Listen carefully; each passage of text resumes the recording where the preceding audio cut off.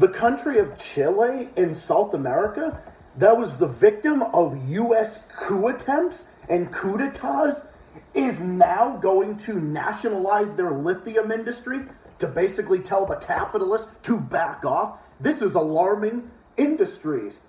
They just made the US very upset. Well, you know what? They must be doing something right.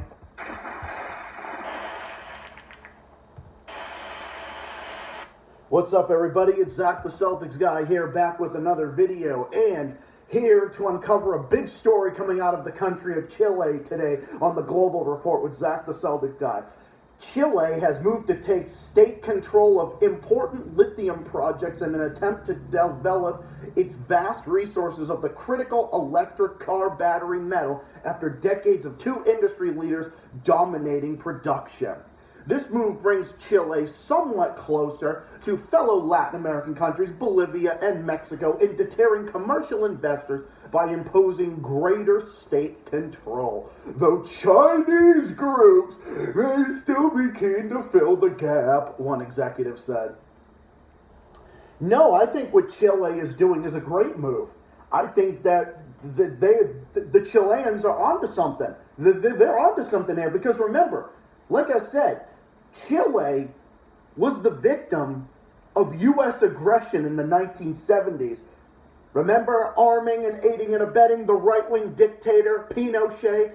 Remember overthrowing Chile's democratically elected government? Remember that? Oh yeah, I remember that. Remember the U.S. backing a right-wing puppet, borderline authoritarian, wishy-washy neocon, Sebastian Pinera, who was a U.S. puppet and a completely unethical neocon that was a hardliner on other socialist nations in the region? Well, now under their president, Gabriel Boric, I think I'm saying that name correctly, hey, Lee Camp, how do we pronounce that again?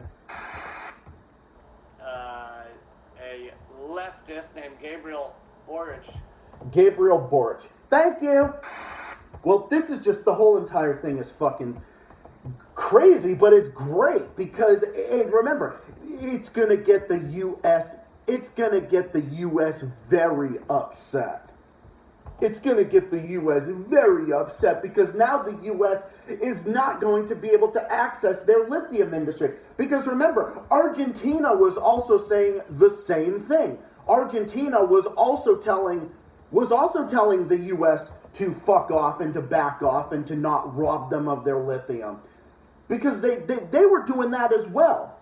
They were attempting to go into there as well. That's the reason why so many Latin American countries are leading the pack on dropping the U.S. dollar. The BRICS alliance that formed Brazil, China, India, South Africa, and so on and so forth. And you got a bunch of other different examples. But this one here in particular, the one here in particular is, yeah, Gabriel Boric, he knows what he's doing. Because Argentina rejected U.S. interference in its natural resources. Argentina is one of the biggest victims of U.S. aggression in that region. Shall we include Nicaragua? Shall we include Cuba? Shall we include all these other ones? Venezuela, Ecuador, Bolivia especially. I mean, it's the whole thing.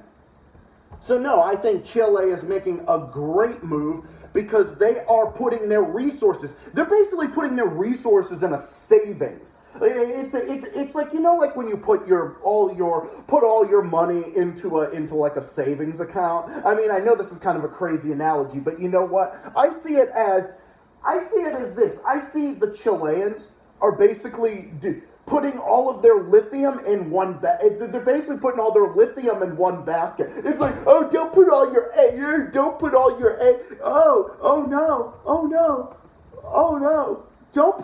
eggs in one basket. Like, don't do that. Don't put all your eggs in one basket. Well, Chile has a great idea to put their... I mean, this is a situation where they should put all their eggs in one basket. Do you know why? Because Chile was seeing this go on in Argentina when Argentina was having its natural resources get robbed or attempted to get robbed by the CIA and by Mossad. But then people were saying, oh, China's going to rob them of their resources. No, horseshit. China's not the one doing this type of shit here. China is investing, if anything, China is investing in Africa. They are investing in Latin America. And so is in Russia. But mainly China's the one doing it. I mean, Russia is too. I mean, Russia and China are becoming bigger, friendlier partners of Latin American countries and Latin American countries and African nations. And they are basically pissing off the US empire. And it's hilarious to see because this is an example of the decay of US imperialism under Joe Biden. You know, Trump being an imperialist and now Biden being the biggest imperialist. He's one of the worst imperialists we've ever seen. I mean, he's Bush with a D at the end of his name. That's exactly what he is. So this other article from this other outlet called Grist said, Chile's natural lithium strategy raises questions about the environmental and socialist costs of EVs. Critics want to move beyond raising revenue and to protect ecosystems and community from unnecessary extraction. Well, there you go, because the U.S. is trying to extract lithium and natural gas and natural resources out of Chile. And remember, they're trying to do this. Like, they're trying to get the oil, just like they're trying to do with Venezuela. They're trying to get the oil. But now they're committing economic suicide against Russia with, with the sanctions and the NATO proxy war. So now they're going to President Nicolas Maduro saying, Mr. Maduro, we need the oil. It's like, we need the oil. Like, we need the oil, like, super, super badly. But no, this move on behalf of Chile makes perfect sense. And it got the U.S. very, very, just very upset. You know, it's just they've got them very, very upset. And I get because now they can't get in there. Because now they can't get in there, and now Biden couldn't point them out on a map. I mean, Biden couldn't fucking point Chile on a map. Do you really think that Biden could point out someplace on a fucking map? No. Biden is incompetent. The entire two-party system is incompetent, and they are imperialist, and they are going after countries in the global south, and everybody with half a brain in their head knows it. Do you think that this is all for democracy? Do you really think that Chile is doing this for unethical reasons or dictatorial reasons? No, they're just protecting themselves. Chile is protecting itself. They are protecting themselves from natural resources. I mean, considering their neighbor to the north that has not been so neighborly to them.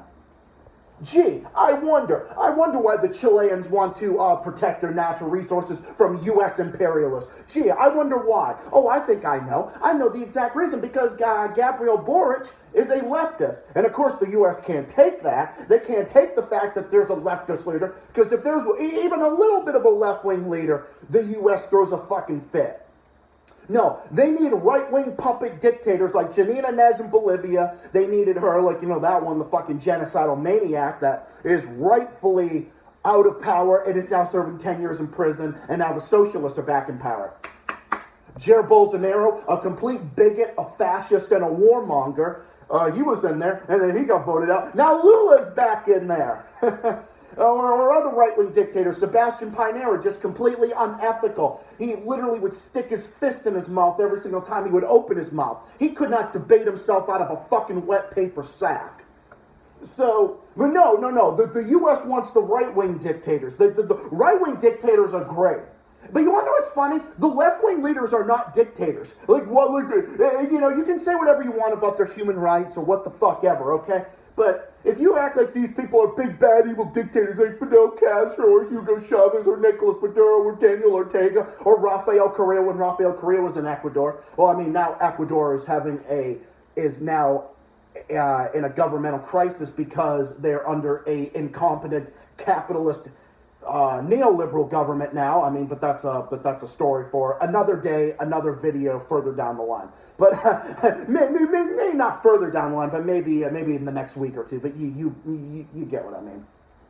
It's just when when these countries naturalize their resources, the US gets very upset.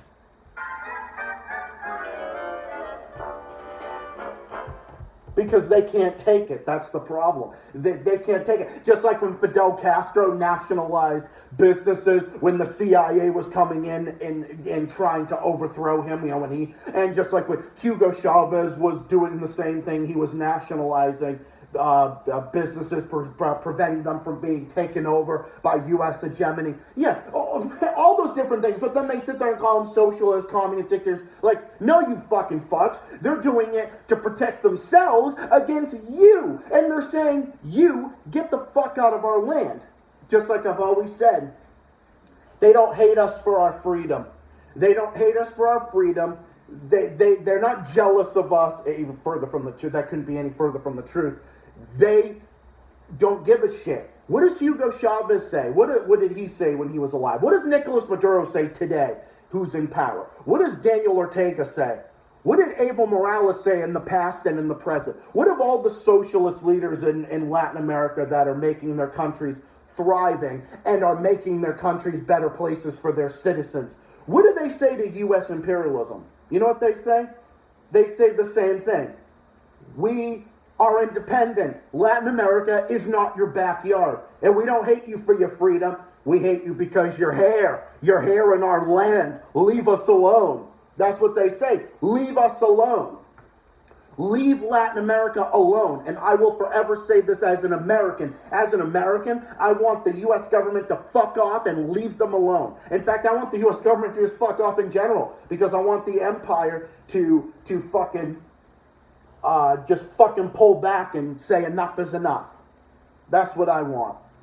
But that will not happen so long as we have the two-party system. And that is why we need to move forward from the two-party system. Fuck the two-party system. Fuck the U.S. government. Fuck the sanctions. Fuck imperialism. And fuck the establishment. And I will forever speak out and stand up against the U.S. empire. No matter what it takes. I will always be here to stand up for countries in the global south and independent countries and independent people and beyond. No matter what it takes. And I will forever do that, and nobody is going to stand in the way of me doing that. And kudos to Chile, and kudos to Latin America. They have my support. Well, that's about it for now. Thank you all for watching. Hope you all enjoyed this global report. I will see you all tomorrow on my stream at 7 p.m. Look out for it, including many more topics coming up soon. Look out for it, including my video that I plan on doing about Ecuador at some point soon. Anyway, look out for that. Look out for a whole bunch of other different stuff. More stuff on the way. This is Zach the Celtics Guy saying thank you for watching. I'll see you all tomorrow on my stream at 7 p.m. Eastern Time. Look out for it. More stuff on the way. Until then, stay safe, stay well, stay classy, and as always, keep fighting and keep on rocking. Until next time, so long and peace out.